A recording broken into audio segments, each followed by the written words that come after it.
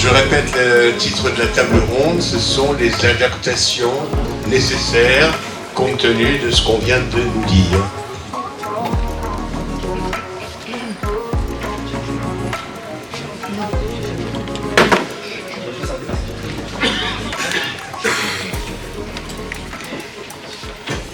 Bon les gars, Oui. je vous ai réunis parce que on a une mission importante. Oui. La montagne, ça Ça nous gagne. Non, ça c'est... Non, C'était avant. c'est avant, oui. Là, il y a des petits soucis. Ah oui. Oui. Il faut qu'on Gros trouve... soucis. Ah oui. Il y a des gros soucis. Gros soucis. Il faut qu'on trouve une solution pour... Je suis un souci, moi? Non, on parle pas de la... Ah, d'accord. Oui. Non, mais on parle de la montagne, celle qui... comme ça. Vous gagne. Oui, oh oui. Bref, scientifiquement, qu'est-ce qu'on peut faire pour sauver tout ça? Mettre de la neige. Ouais. Mais comment?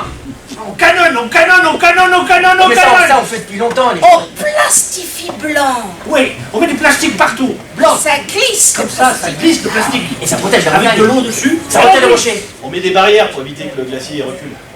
Alors on dit stop, stop, arrête. Stop, arrête. Arrête, Et d'accord. moi je le fais, je lui dis là la montagne tu gagnes, mais oh. C'est vrai que toi, quand tu dis des trucs à la Ouais. défaite, moi j'ai une idée. Ah, oui. Il paraît qu'il y a de moins en moins de marmottes. Ah oui. Oui. Oui. Et par contre, en ville, il y a de plus en plus de pigeons. Oui. Si on prend des pigeons, Oui. alors comme des poils, Oui. on les met en montagne, hop, des marmottes qui volent. Génial. Regardez. Imaginez aux touristes, on leur dit, venez voir les vols de marmottes. En plus ils sont tellement cons que ces touristes ils vont croire que ça existe. Les pigeons, c'est...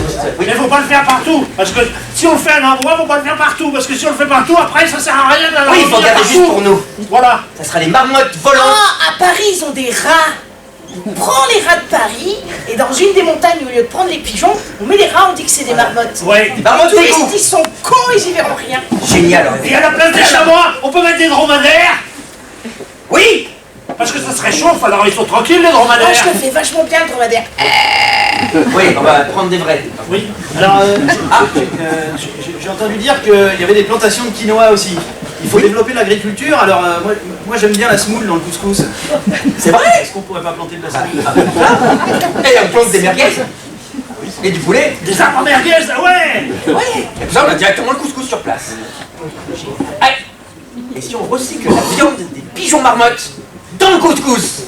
On fait des kebabs de pigeons Vous marmottes. les avez vus voler, vous allez les manger. Oui. Moi, faut enlever les poils. Et la montagne c'est pas que ça. Eh oui. Et qu'est-ce que c'est? Qu'est-ce que c'est alors? Ça vous gagne. Mais Oui, pas mais que ça, ça. on y retourne tout le temps. Si, non, parce qu'il n'y a pas que le ski. Qu'est-ce que les gars quand C'est merveilleux. La montagne, c'est merveilleux. L'émerveillement. Oui. On fait venir Mickey. Mais oui. Mickey. Oui. Et tu sais quoi? Oui, il faut du beau, faut du beau. Et Du Beaufort, du Beaufort. Beaufort. C'est meilleur. mais pas que. Il faut aussi un accueil. Ah, bah oui. Et c'est- Et ben Mickey va les accueillir. Ah oui. Il aura une petite marmotte avec au bout de sa... Ah, Non, marmotte mais pigeon. marmotte comme ça. Ça sera pas comme ça, ça sera comme ça. Et l'avantage, Ah oui. l'avantage les mecs, c'est que s'il y a Mickey, Mickey. nous on n'a pas besoin de parler aux touristes parce qu'ils sont cons. C'est vrai. Eh ouais, Moi, j'en peux plus. on fait ça. Mais si on dit qu'ils sont cons, ils vont plus venir. Non, mais Non, faut pas c'est leur dire. Non, Ah, bon. mais il y a C'est Mickey. Et comme Mickey parle pas, qui fait et ben c'est nous.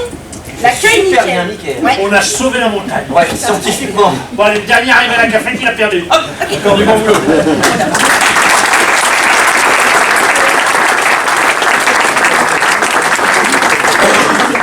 Merci Vic Lapro 38. Mise en place de la deuxième table ronde, celle justement sur les adaptations, Mickey et tout, avec Claude Gardet et son équipe qu'il va vous présenter. Claude, où es-tu?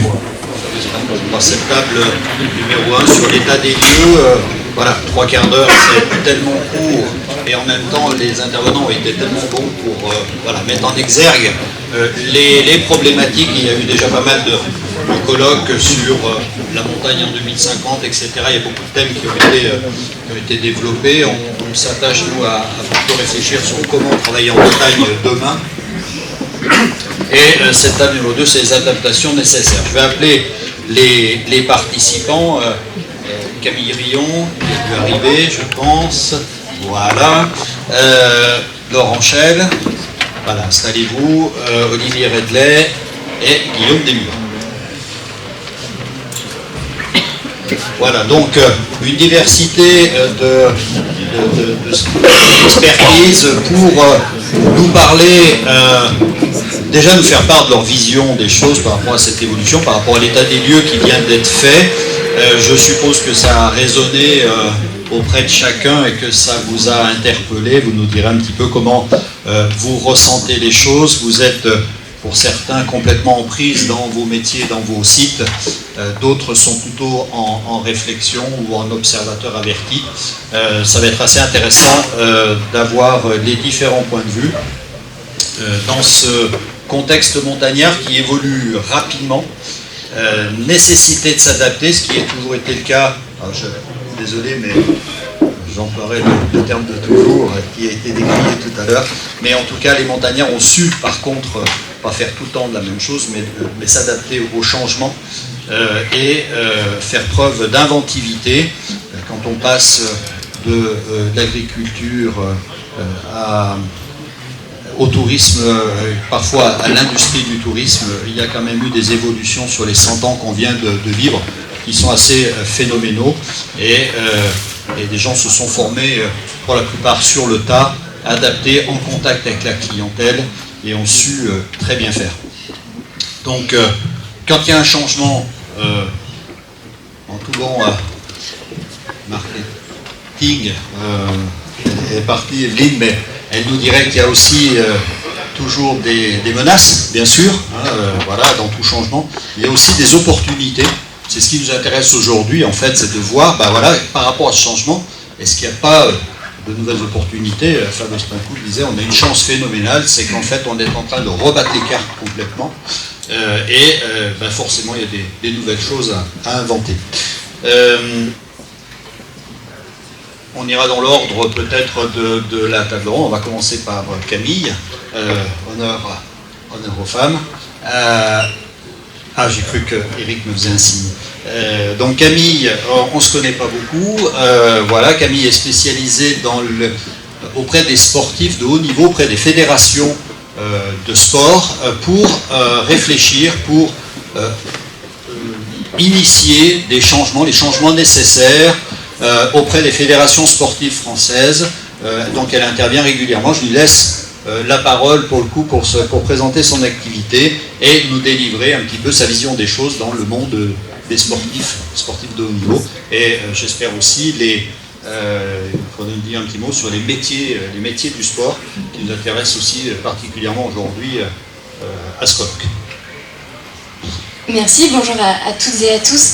Alors, pour préciser un petit peu, je travaille dans une agence de conseil, pas seulement auprès des sportifs de haut niveau, mais auprès des organisations sportives en général. Donc, il y a les fédérations nationales et internationales, mais aussi des équipementiers. Et une part de notre activité réside dans l'accompagnement aussi de sportifs. Dans le cadre de nos missions, on a notamment travaillé au plan national d'adaptation au changement climatique du sport pour le ministère des Sports, où on a travaillé avec l'ensemble des fédérations, mais aussi des encadrants sportifs, des gérants de parcs nationaux, sur les mesures concrètes qu'il faudrait mettre en place pour nous adapter à ces changements. Le cœur du métier qu'on exerce, c'est aussi de faire des analyses de risque et des analyses d'impact. Donc, analyse de risque, à quoi le sport va-t-il devoir faire face, très concrètement, et à comment le sport impacte l'environnement également. Et donc, je pense que quand on parle d'adaptation, de la même manière qu'on ne peut pas parler de toujours en montagne, on ne peut pas parler d'une adaptation, elles sont multiples. Il y a les adaptations de nos pratiques. Concrètement, est-ce qu'on peut continuer à faire du ski tel qu'on le pratiquait il y a 10 ans? Ça, c'est la réflexion la plus basique, mais il y a également des adaptations organisationnelles.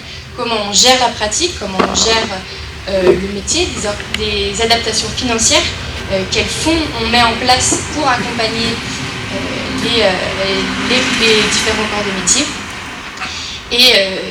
Et voilà. Et dans l'adaptation, le point très important à avoir en tête, c'est la maladaptation. C'est une mauvaise adaptation. Donc on a différentes typologies de maladaptation. Je les ai notées pour être sûre de ne pas les oublier. Une maladaptation serait une adaptation qui augmente les émissions de gaz à effet de serre, qui augmente nos émissions. Une maladaptation affecte aussi d'autres groupes et d'autres secteurs, d'autres entités. Est-ce que les actions qu'on met en place vont affecter des milieux naturels, vont mettre des communautés en danger, certaines communautés humaines et des communautés, si on peut dire, faunistiques et floristiques également. Est-ce que ces adaptations renforcent notre propre vulnérabilité et nous empêchent d'imaginer la suite autrement? Et également, est-ce qu'elle, c'est un petit peu lié, est-ce qu'elle réduit nos incitations à nous adapter? Est-ce que ce qu'on a mis en place nous fait toujours plus dépendre de notre activité? Et donc, quand on s'adapte à un risque. Le risque, c'est un aléa climatique, mais pas que. En montagne, on a tendance à penser que le changement climatique, c'est la raréfaction de la ressource en eau, la raréfaction de l'environnement naturel, mais il y a aussi ce qu'on appelle les conséquences indirectes qui sont liées à la perception que le grand public a de notre secteur, à l'acceptabilité de nos pratiques. Et on voit bien aujourd'hui que c'est un débat extrêmement clivant, la question de l'enneigement en montagne, plutôt du côté de la perception que de la réalité. Et donc, cette exposition, elle est multipliée par les conséquences qu'a un aléa climatique. Aujourd'hui, les conséquences des aléas climatiques, on les voit et on les a déjà vécues. On a déjà vécu des mauvais hivers. On sait à quoi ça ressemble. On sait quelles sont les conséquences sur le secteur du tourisme. Mais ce qui change aujourd'hui, c'est l'exposition. On est de plus en plus exposés. Les aléas climatiques sont de plus en plus fréquents et de plus en plus intenses. Et aujourd'hui, quand on parle du risque climatique, c'est finalement quelles entités et quels métiers font face aux aléas et comment on accepte et comment on gère cette exposition. Alors Camille, moi j'avais une question par rapport à ça. Voilà, donc ça c'est le savoir-faire et l'intervention auprès des fédérations. À titre d'exemple, pour être plus concret, est-ce qu'il y a déjà des fédérations qui sont en avance sur leur réflexion, sur leur préparation? Parce qu'on sait, on voit que l'adaptation et les changements vont être très rapides, donc il va falloir s'adapter. Il faut donc anticiper pour être prêt et agir vite. Où en sont les fédérations? Est-ce que tu as un exemple concret à nous exposer? Voilà, parce qu'on reproche souvent au monde économique, au monde de la montagne, justement d'attendre tranquillement que ça se passe, de vouloir continuer comme avant, ne pas réfléchir et vouloir perpétuer le modèle aussi longtemps que possible. Alors, voilà, ce qui est intéressant au niveau des fédérations sportives, notamment de la montagne, est-ce que cette démarche est engagée, est initiée? Alors, très sincèrement, j'ai pas eu l'occasion de travailler avec des fédérations sportives de la montagne, d'avoir entre les mains un document sur concrètement les mesures d'adaptation des métiers de la montagne. Par contre, évidemment que l'ensemble des acteurs réfléchissent à ce sujet. Et donc, ce qu'on pourrait, le mot qui est important, c'est l'anticipation, vous l'avez dit. Et ce qu'il faut anticiper dans les métiers de la montagne, et donc dans ces fédérations, c'est dans les formations, comment on intègre ce risque qui augmente. Comment on fait pour, lorsqu'on forme un moniteur de ski, pour que son modèle économique, il intègre le fait qu'on puisse faire face à un mauvais hiver une fois tous les 5 ans, 2 fois tous les 5 ans. Ce sont des chiffres que je dis comme ça au hasard, mais aujourd'hui, dans la formation, il faudrait intégrer cette notion, cette anticipation de mauvais hivers qui peut arriver. Et donc... Est-ce que c'est l'agilité dont on parlait tout à l'heure, faire preuve d'agilité? Exactement. C'est savoir, en fait, ne plus faire reposer son modèle économique sur une certitude, sur quelque chose qui... en fait, sur un or blanc qui se fait de plus en plus rare. Et ça, ce sont des choses dans le métier de guide de haute montagne. L'ensemble des guides s'adaptent en permanence. Et ce qui est important aussi dans l'anticipation, c'est l'empiètement des métiers les uns sur les autres. On voit qu'il y a beaucoup d'incompréhension. Un guide de haute montagne qui peut moins pratiquer en haute montagne va avoir tendance à descendre en moyenne montagne avec des pratiques de canyonisme, d'escalade, qui peut parfois rentrer en conflit avec des accompagnateurs de moyenne montagne. Et donc dans ce qu'on doit anticiper face au changement climatique dans les métiers des encadrants sportifs, c'est cette concertation de gestion des espaces, de gestion des compétences, et voilà. Merci Camille, donc ce sera l'objet de la 3e table ronde, mais voilà, justement c'était d'évoquer aussi cette nécessité et cette compétence qui n'est pas la moindre, des moindres, c'est de savoir anticiper et d'agilité. Je vais passer la parole à Guillaume Desmurs. Merci passer la parole à Guillaume Desmurs, qui est journaliste, qui est éditeur, écrivain, observateur averti, aiguisé, affûté du monde de la montagne, parfois incisif, mais il le faut, c'est aussi notre aiguillon. Voilà, je voulais, Guillaume, si tu veux bien, tu veux qu'on... Oui, Guillaume. Ah, c'est le... Ah, pardon, ouais. J'ai appris que ça s'appelait un cavalier, c'est ça? J'ai appris un nouveau mot. Voilà, je peux rester debout. Si ok, merci. Donc, voilà, moi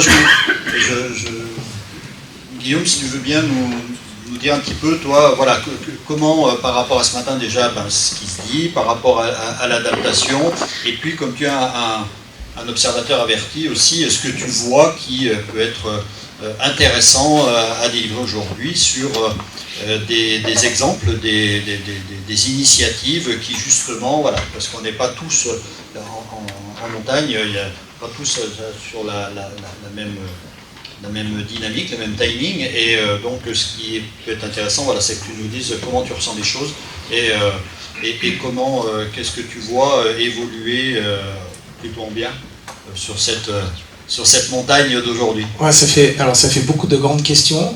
Malheureusement, j'ai pas de grandes réponses à vous apporter. Et on a assez peu de temps, mais voilà, parce qu'on a gardé un temps qui veille un petit peu, mais voilà, il faut être un peu synthétique pour aller à l'essentiel. Alors déjà, merci d'organiser de cette façon-là aussi, et merci au public, c'est vraiment intéressant, j'ai écouté jusqu'ici, donc bravo déjà pour ça. Je voudrais, en fait, la meilleure analyse que j'ai entendue jusqu'à maintenant, et je pense qu'on pourrait vous donner le ministère du Tourisme, c'est la troupe d'improvisation, voir la région.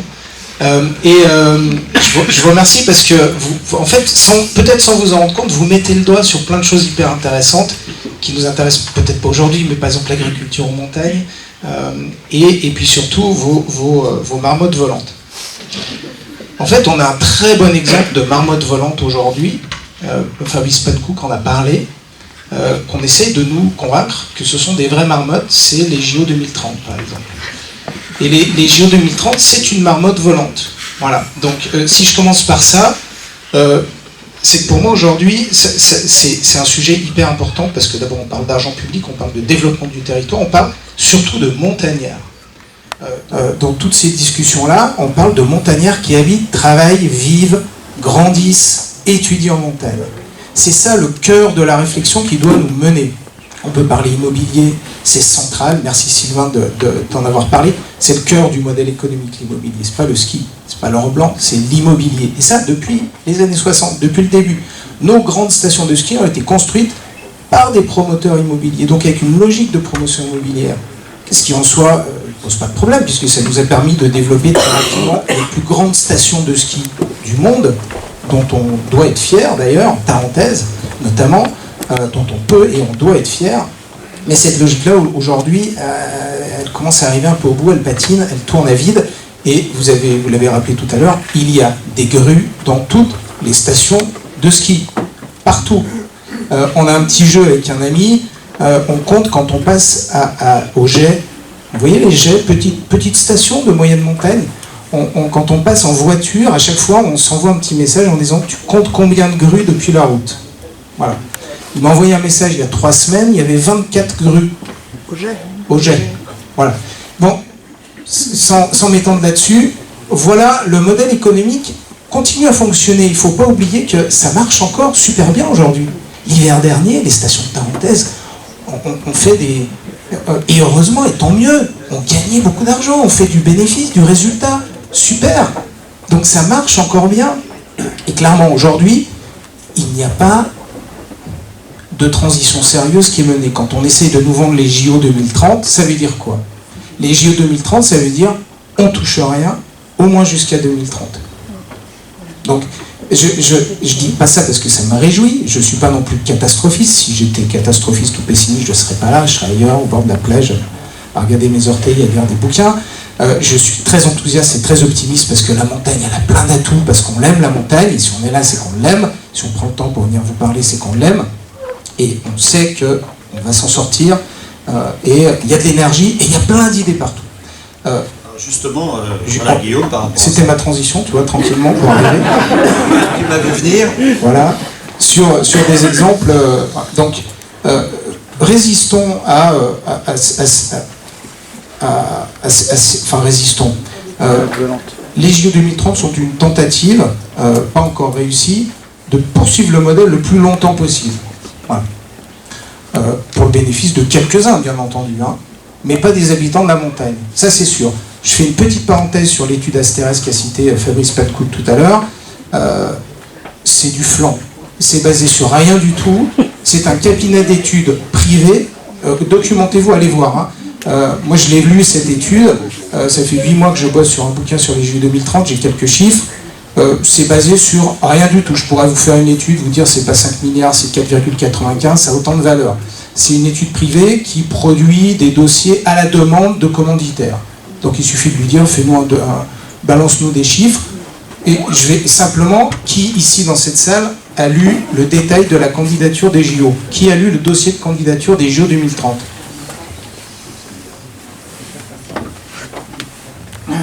Personne, puisqu'il n'existe pas. Il n'y a pas de dossier, parce qu'il n'y a pas de structure qui porte la candidature, il n'y a pas de dossier de candidature. Voilà. Il n'y a pas de dossier. On a quelques idées. Est-ce que vous savez, par exemple, qu'au Grand Bornand, on va construire un village olympique de 700 lits dans une commune de 2000 habitants à l'année? Vous le savez pas, au Chinaillon. Et quand j'en parle aux gens du Grand Bornand, ils me regardent, ils disent, au Chinaillon, mais ils vont le faire où? Ben, le permis de construire a été déposé en février 2024, par exemple. Voilà. Donc, on est aujourd'hui dans une poursuite de ce modèle, avec quand même des résistances qui viennent d'un endroit surprenant, l'État, et les services de l'État. Je termine là-dessus, puis après je passe aux exemples. Parce que ce qui se passe au niveau des services de l'État est très intéressant. L'inspection des finances, on a un haut fonctionnaire ici. Non, c'est 2 minutes. Ah, c'est 2 minutes? Ah, je crois que vous étiez... intéressez-vous à ce que raconte l'inspection des finances, évidemment la Cour des comptes, le tribunal administratif de Grenoble.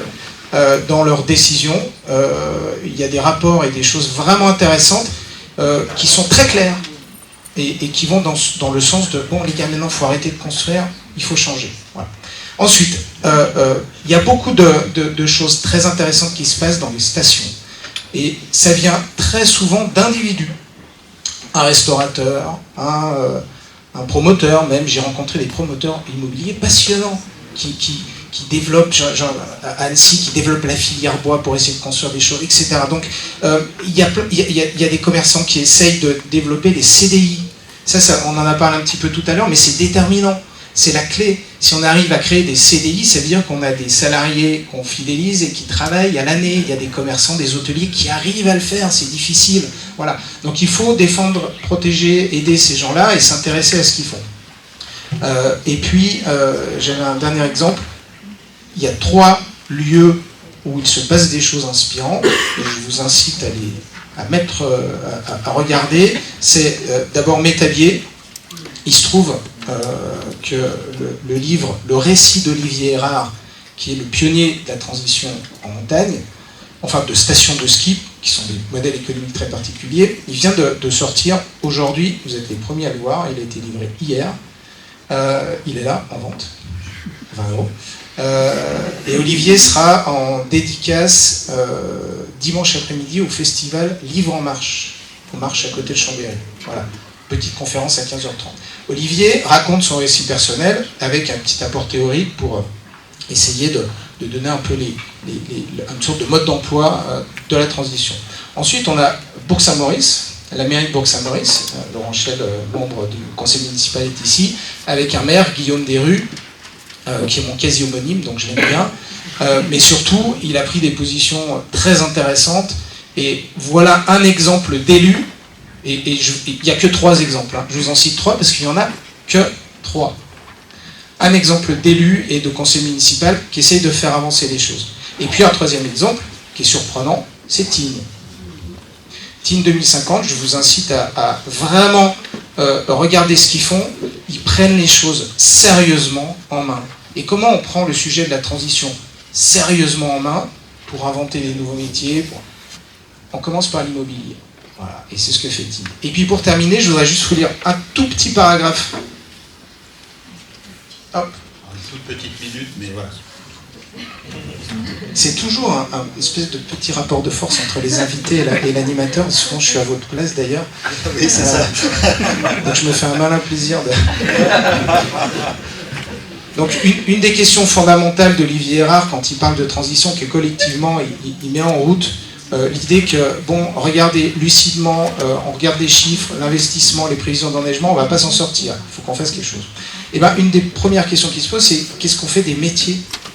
Qu'est-ce qu'on fait des dameurs? Qu'est-ce qu'on fait? Voilà. Donc, Olivier dit, j'imagine que les conducteurs d'engins de damage deviennent des artistes de la restauration de tourbières, que nos pisteurs deviennent infirmiers, que nos mécaniciens et électrotechniciens évoluent en professionnels de la low-tech, que nos hôtes de caisse s'engagent dans toutes les médiations que les transformations qui devraient être réalisées vont demander. Voilà. Juste un petit exemple, c'est la transformation des métiers. Elle est essentielle. On a un outil pour ça qui s'appelle la prospective et qui nous aide à travailler collectivement pour imaginer ce que peuvent être les futurs différents et évidemment quels seront les métiers à inventer. Voilà. Voilà, c'est pour ça que le thème du colloque aujourd'hui, c'est travailler en montagne demain, justement parce que cet aspect des choses sur les ressources humaines, sur les métiers, etc. Et pour travailler en montagne, il faut pouvoir y habiter. Donc l'immobilier, on l'a développé avec Sylvain tout à l'heure, et effectivement voir des usages différents au niveau de l'immobilier. Merci Guillaume pour ce regard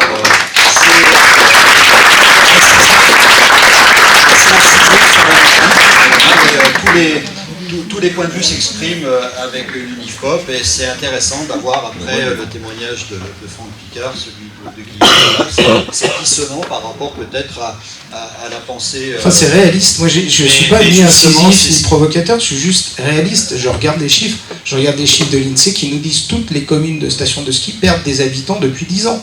Ça, c'est pas être incisif, c'est la réalité, c'est les chiffres. Vous regardez l'INSEE, n'importe quelle commune de station de ski, vous avez entre 75 et 90% de résidences secondaires.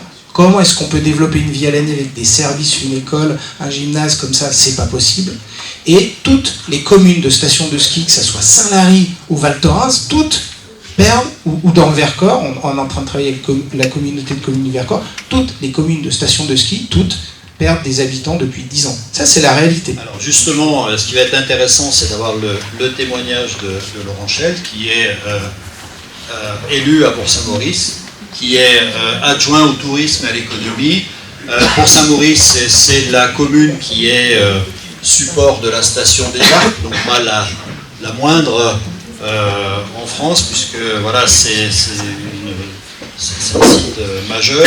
Et justement, ce que disait Guillaume tout à l'heure, à Bourg-Saint-Maurice, depuis avec la nouvelle municipalité, il y a une réflexion qui se met en place. Alors, Laurent Chel est aujourd'hui élu, mais il a été aussi au service commercial, marketing d'une grande compagnie qui a vécu, comme Evelyne le disait tout à l'heure, un peu toutes les époques du tourisme de montagne. Aujourd'hui, je crois qu'il est aussi directeur d'un hôtel assez innovant. Donc voilà, et avec des nouvelles choses qu'on met en place. Alors justement, Laurent rebondit, s'il peut rebondir par rapport à ce qu'il vient de dire, et qu'est-ce que vous, à titre de site où vous remettez un petit peu les choses à plat, sur quoi vous repartez, comment vous voyez les choses, quelle est votre vision par rapport à ça et comment vous vous positionnez, comment vous vous préparez pour affronter, on peut dire, cette évolution climatique qui va tout bouleverser. Merci. Grand programme que tout ça. Je commencerai par une chose. Moi, alors effectivement, je suis un grand témoin de l'industrie du tourisme. J'ai été effectivement près de 40 ans à développer des domaines skiables et des domaines de montagne. Donc voilà, j'ai cette expérience-là. Et puis en même temps, très attaché au territoire. Je ne suis pas savoyard. Je suis même pas montagnard au départ, mais je fais partie, comme d'ailleurs Guillaume Desrues, que je vous prie d'excuser parce qu'il ne pouvait pas participer, il aurait vraiment aimé être parmi vous aujourd'hui. J'ai été attiré par ce territoire incroyable et en arrivant à Tignes en 88, j'ai depuis installé ma vie sur ce territoire, été en 92 au bord d'une piste incroyable avec un champion incroyable et qui a nourri mon imaginaire. Et puis je lisais les textes de Jean-Michel Asselin dans Vertical. Oui. Pardon. Alors ça c'était simplement, et j'ai maintenant une société qui gère des hôtels en montagne, donc je suis toujours... ma position aujourd'hui, c'est de vous parler un peu de la difficulté de l'élu, qui a bien compris tout ce qu'on vient d'entendre, les dérives du territoire, en tous les cas, ce momentum. On dit qu'on est les sentinelles de l'Anthropocène, c'est clair, on est rentré dans une nouvelle dynamique sur laquelle il va falloir accompagner ces territoires, et quand on se retrouve élu, il y a beaucoup de complexité, et puis on n'a pas la solution comme ça immédiate à l'ensemble des problèmes qu'on a évoqués. Alors je ne vais pas tous les reprendre, ils ont été très très bien décrits. Moi, une chose qui me frappe, c'est en tant qu'élu, c'est effectivement qu'on est sur un territoire riche, Guillaume, tu le disais, sur des territoires extrêmement prospères. C'est les Arcs Bourg-Saint-Maurice, donc c'est un territoire de montagne qui s'étend sur 3 massifs, ce qui est assez peu classique, Beaufortin, massif du Mont-Blanc et Vanoise pour la partie du bac et la partie ski. Qui a aussi une ville de montagne de 7500 habitants qui était décrit à la fin des années 90 par le guide de Routard comme ville de garnison sans charme. Ça plantait un petit peu le décor. Donc nous on se dit que c'est suffisamment désirable pour qu'on ait voulu la garnison. Pardon. On a déjà plus la garnison. Ce qui est aussi... j'en reparlerai, c'est aussi, ça fait partie des capacités de créer autre chose après ce départ-là. Le paradoxe, c'est cette prospérité, des chiffres effectivement, 2 chiffres une croissance du PIB de notre vallée. Alors j'étends un petit peu avec la communauté de communes, parce que je suis élu de la communauté de communes, de notre vallée à 2 chiffres depuis plus de 10 ans, clairement, et je peux aller beaucoup plus loin. Et en même temps, le paradoxe, et tu viens de le dire, de la perte d'habitants. Pourquoi ? Parce qu'on ne sait plus habiter, les moyens de nos populations ne sont plus adaptés, on ferme des écoles, je le dis. Alors voilà, c'est un peu bizarre, c'est-à-dire que cette prospérité qui nourrit une économie très très prospère, ne nous permet pas de fixer et de continuer d'accompagner nos habitants sur le territoire. Et ça, c'est vraiment le grand sujet. Alors comment vous emparez de cette problématique ? Est-ce que vous avez initié des réponses sur la gestion de cet immobilier qui, d'un côté, l'immobilier touristique s'érode, n'est plus pas forcément en phase avec les attentes de la clientèle, et en même temps, un habitat qui vieillit et une demande forte des saisonniers, des permanents, qui sont obligés de redescendre en vallée, voire plus loin, pour pouvoir habiter à des conditions économiques raisonnables et qui du coup ont à assumer des transports qui sont coûteux et polluants. Donc, comment vous qui avez à la fois une station Les Arcs et dans votre commune et la ville phare, disons, de Font-de-Vallée, comment vous vivez les choses? Est-ce que vous avez pu initier et comment vous voyez les choses pour l'avenir? Alors oui, donc comme j'ai pas 2 heures, je pense que je vais faire court. Déjà sur la partie effectivement hébergement, 41 000 lits touristiques sur la station des Arcs, 41 000 lits. Vous imaginez que c'est une des plus grandes stations européennes. Hein, c'est clair. Sur ces 41 000 lits, à peu près 70% de ces lits ont été construits avant 2000, donc ils sont pour certains rénovables effectivement, ou un petit peu dans leur jus. La première décision qu'on a prise avec cette nouvelle équipe municipale, c'était de faire un moratoire sur les lits touristiques.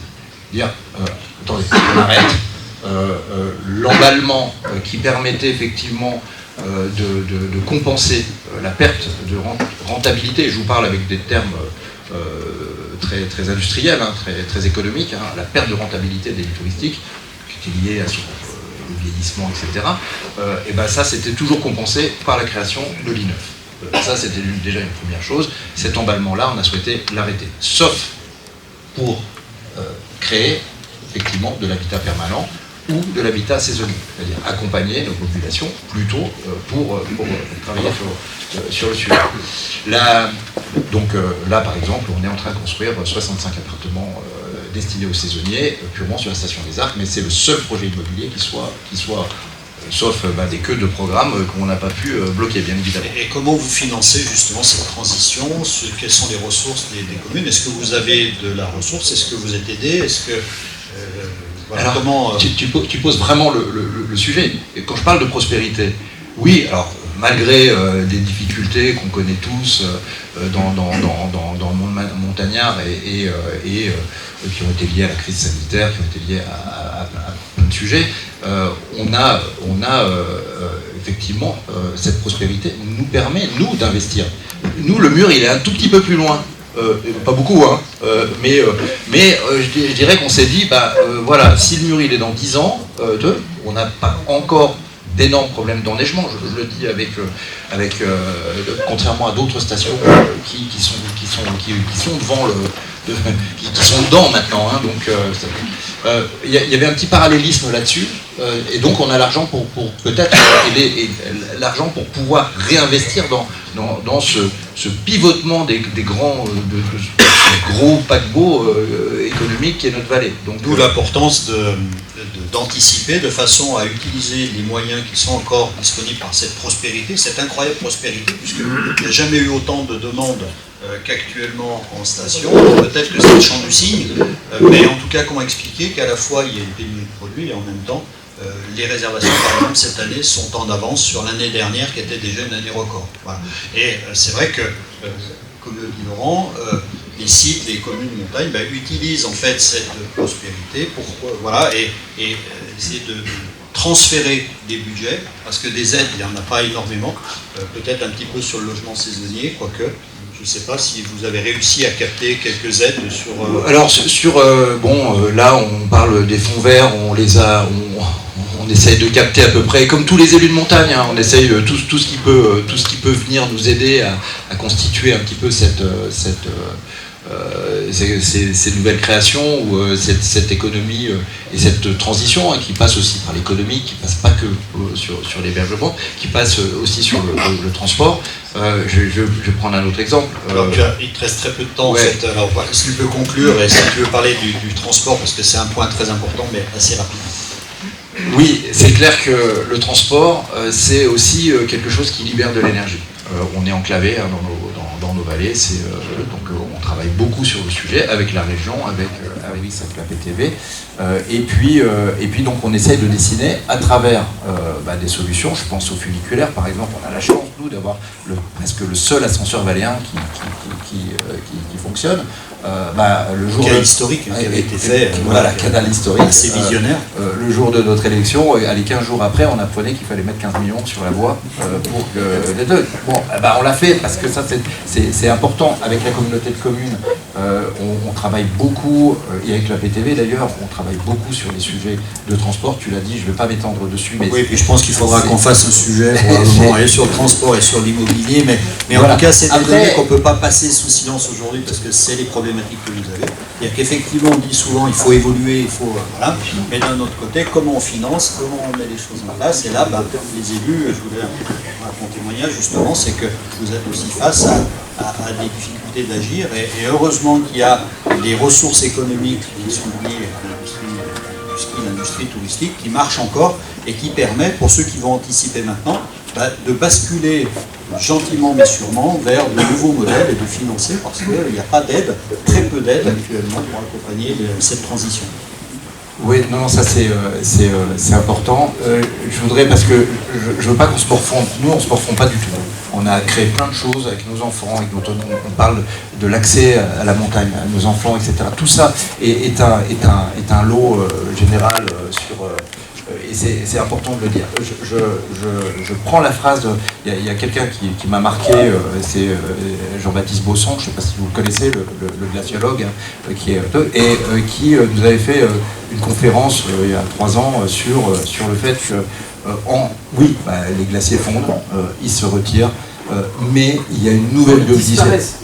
Disparaissent, mais il y a une nouvelle... Oui, puis j'étais en trêve il y a quelques jours.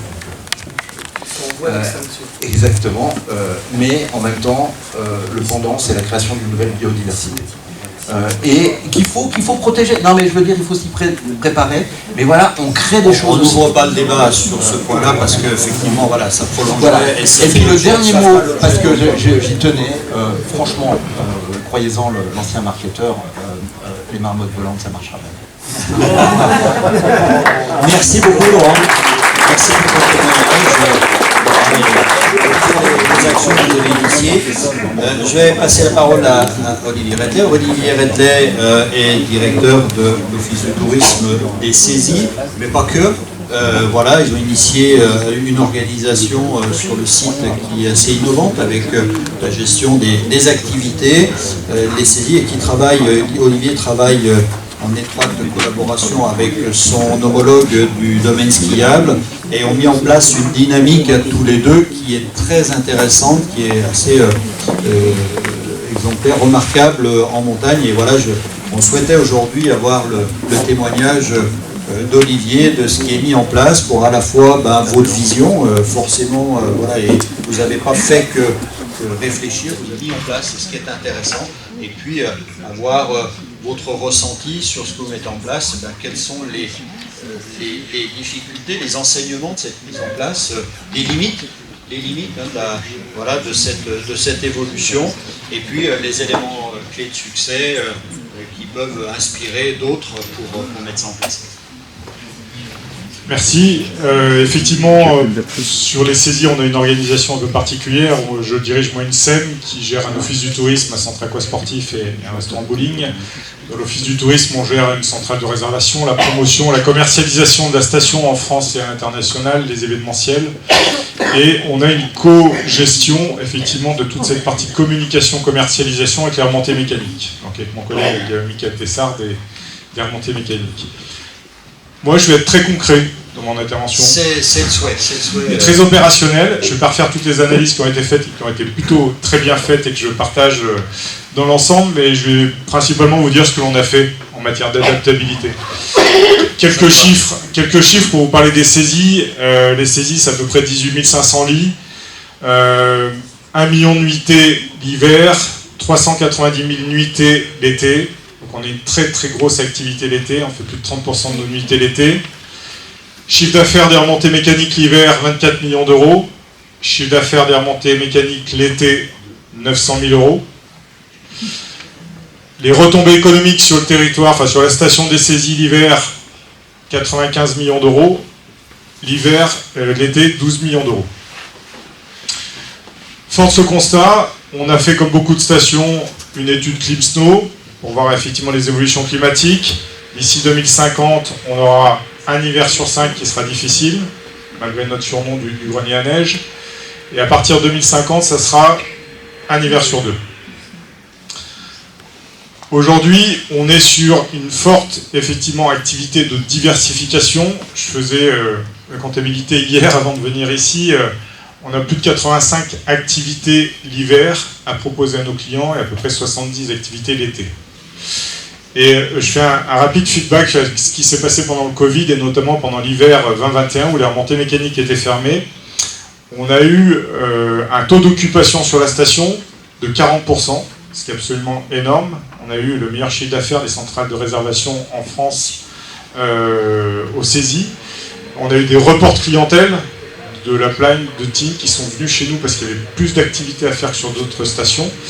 Et on s'en est pas trop mal sorti. Et là, on s'est dit qu'on avait quand même bien enclenché les élus, les commerçants, mon prédécesseur, en tout cas les activités de diversification sur la station. Je rappelle juste que moi, je suis en poste depuis 4 ans seulement et je venais pas du tourisme du tout. Donc aujourd'hui, effectivement, on s'adapte. La première des décisions qu'on a prises avec mon collègue Michael Tessard il y a 4 ans et demi, c'est de fermer les routes d'accès à nos sommets. C'était pour nous un non-sens écologique.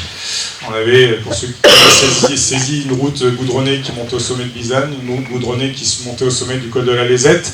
On a fermé ces routes l'été pour laisser l'accès aux piétons, aux randonneurs, aux chevaux, aux agriculteurs qui travaillent sur ces territoires, aux VTT. On a mis en place une navette électrique à 2 €, pour qu'elle soit très accessible. On a aménagé les sommets en créant une plateforme panoramique qui est le balcon sur le Mont Blanc en bois, effectivement, pour rendre nos sommets attractifs. Et en tout cas, on est dans cette dynamique sur les autres sommets de la station. On a créé un parc des elfes. Le parc des elfes, c'est un parc de filets dans les arbres qui fonctionne l'été, mais qui peut aussi fonctionner en fin d'hiver quand on a un manque de neige et qu'on a fait fonctionner dès fin mars, début avril cette année. Donc on peut ouvrir effectivement cette activité pour être sur une double saison. On a développé ce qu'on appelle nous les passeports loisirs.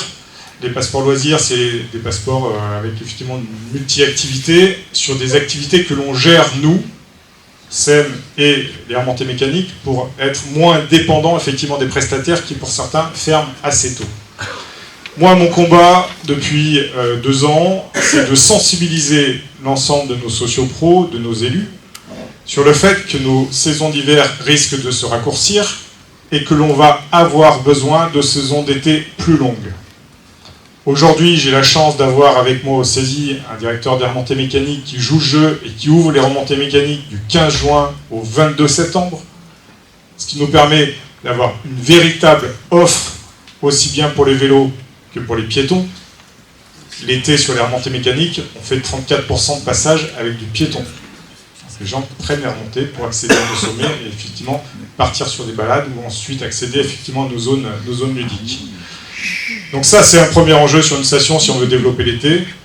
Faire prendre conscience aux commerçants aussi qu'il va falloir qu'ils ouvrent un peu plus tôt que le 1er juillet et qu'ils ferment un peu plus tard que le 31 août, parce que demain, on aura besoin d'une saison d'été à 3 ou 4 mois.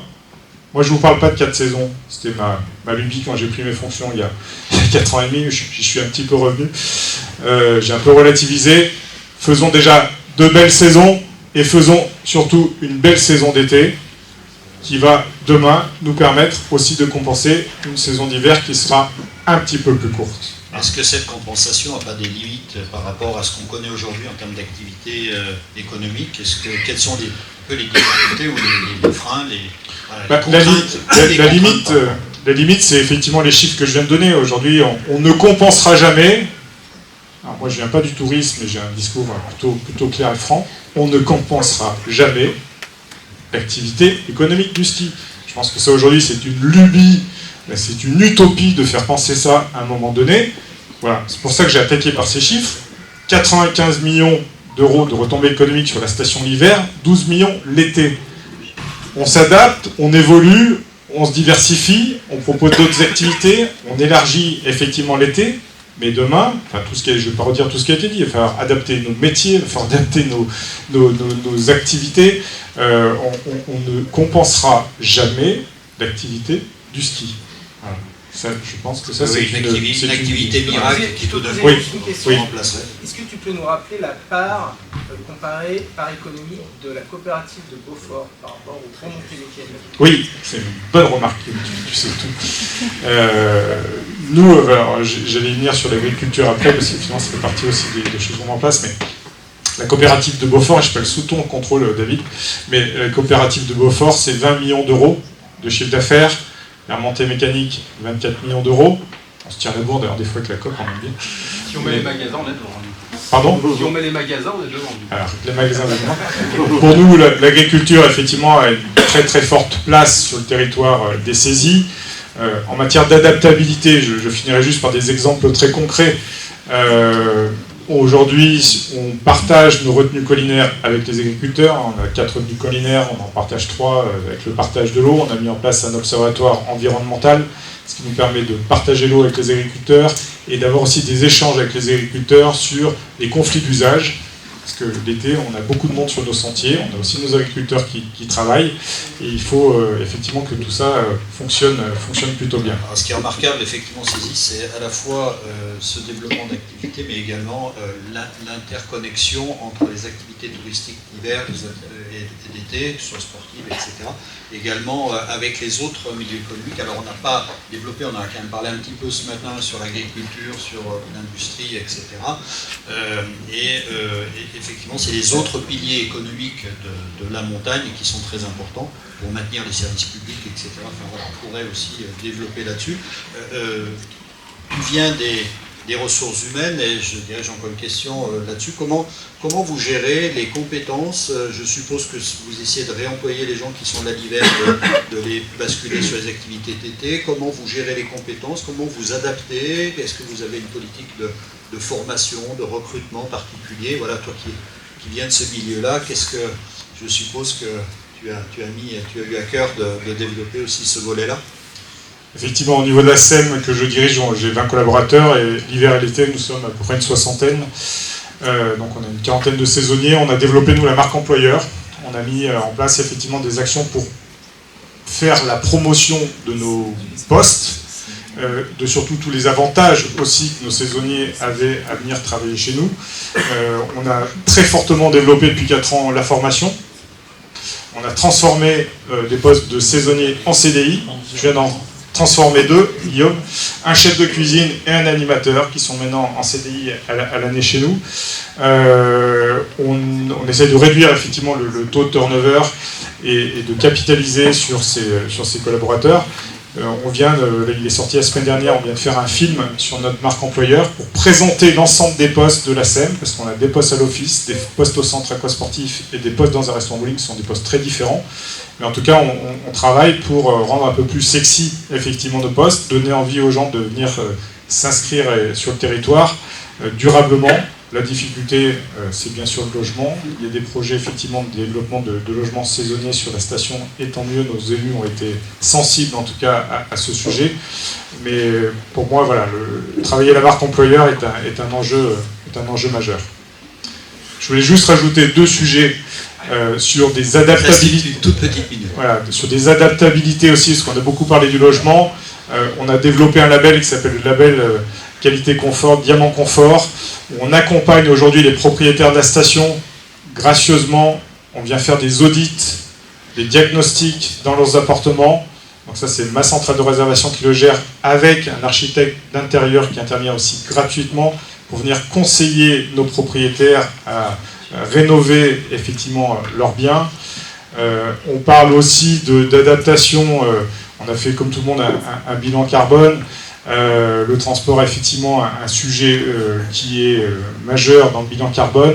On a mis en place une plateforme qui s'appelle les Saisies Express, où effectivement c'est un agrégateur qui va permettre à un client qui est à Paris de pouvoir choisir son TGV, sa navette à Albertville, plus la navette dans la station, et de venir effectivement avec un bilan carbone bien moins important sur la station, et bénéficier d'une remise sur nos forfaits. Le parcours du combattant pour le client qui veut venir autrement qu'en voiture et utiliser les transports en commun. Et effectivement, c'est bien de trouver des solutions. Grâce au numérique, on arrive à trouver des solutions qui permettent de faciliter la vie de nos clients. Dernière chose sur le numérique, il y a 4 ans quand je suis arrivé, on faisait à l'Office du tourisme 250 000 impressions par an. Parce qu'on imprimait 4 à 5 000 programmes d'animation par semaine. Voilà. On est passé cette année à 12 000. Voilà, du QR code. Voilà. Donc il y a des choses très concrètes qui sont possibles et nos clients s'adaptent très bien. Merci, merci pour ce témoignage encourageant. Certains sites ont pris les choses à bras-le-corps et trouvent des solutions, engagent des initiatives qui sont qui réussissent. Merci beaucoup aux participants. Je repasse le micro à Eric et on enchaîne. Alors on n'enchaîne pas tout à fait tout de suite. Vous allez avoir la chance d'avoir exactement 10 minutes pour aller prendre la pluie ou autre. Et dans 10 minutes, tout le monde ici, parce qu'on a une 3e table ronde qui est prête. Et on commencera avec la Ligue d'Impro 38. Merci à Camille, merci à Guillaume, merci à Laurent, merci à Olivier, merci à Claude.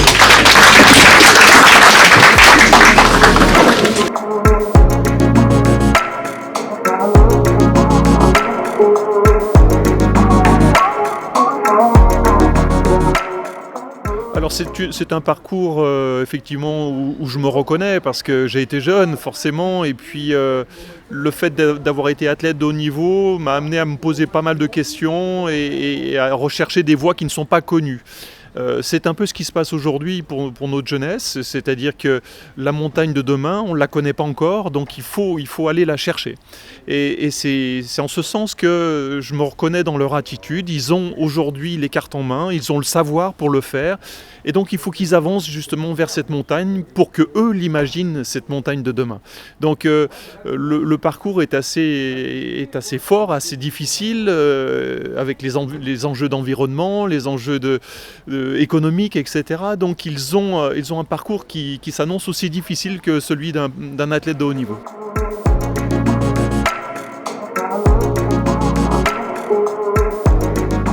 Alors l'expérience, je ne sais pas si elle est partageable parce qu'on a vécu des choses qu'eux ne vivront pas. Une chose est sûre, c'est qu'ils ont un héritage. Ils ont un héritage, cette montagne avec ces stations de ski qui pour moi ressemblent à des centrales nucléaires aujourd'hui. Ils ont cette montagne qui produit l'électricité, cette montagne qui produit du tourisme. Et donc à eux d'en faire quelque chose. On n'est pas là pour les influencer, ils sont là pour prendre le pouvoir et faire cette montagne de demain.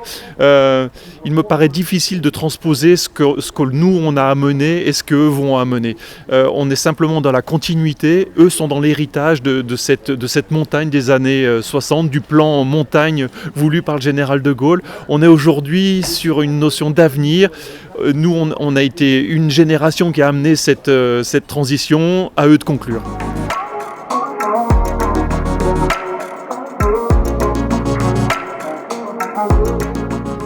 Alors la révolte, c'est peu probable puisque il ne faut pas de révolution sur cette montagne. Il faut au contraire de l'apaisement, il faut de l'éducation, il faut comprendre ce qui se passe, les enjeux économiques sans les nier. Et donc ils ont les moyens aujourd'hui de le faire. Je suis désolé, il y a un train qui passe. On va reprendre où j'en étais. Ouais, ils ont l'éducation, ils ont les études faites pour ça, et on est au campus des métiers pour ça. Donc ils ont en main le pouvoir pour faire la montagne de demain.